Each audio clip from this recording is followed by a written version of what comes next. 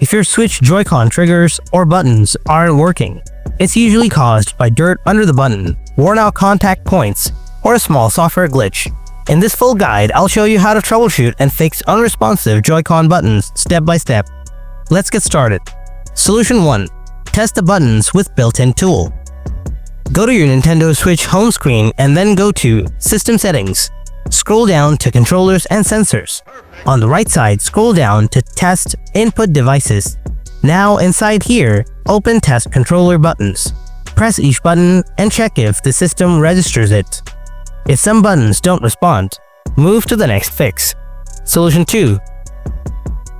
Detach and reattach the Joy-Con. Sometimes it's just a bad connection. Slide the Joy-Con off the console. Wait for a few seconds, then reattach it firmly until you hear the click. Try pressing the buttons again. If it's responsive now, the issue was likely a loose connection. If not, try the next method. Solution 3. Clean around the buttons. First, remove the Joy-Cons from your Switch. Give yourself a dry toothbrush, soft brush, or cotton swab. Now gently scrub around the edges of the unresponsive buttons. Avoid any liquid, just dry cleaning. If you have any isopropyl alcohol, you can use that as well to clean the buttons. Also try blowing some air into the buttons as well. Once you are done cleaning, reattach and test the button again. Now test if the issue persists. Solution 4. Update the controllers. Open up your Switch. From your home screen, go to System Settings. Scroll down to Controllers and Sensors.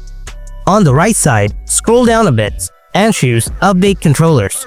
This ensures your Joy-Cons or Pro controllers are running the latest firmware. A quick update can fix button lag or recognition issues. Solution 5. Reset button mapping. If you've customized controls, it might be affecting gameplay.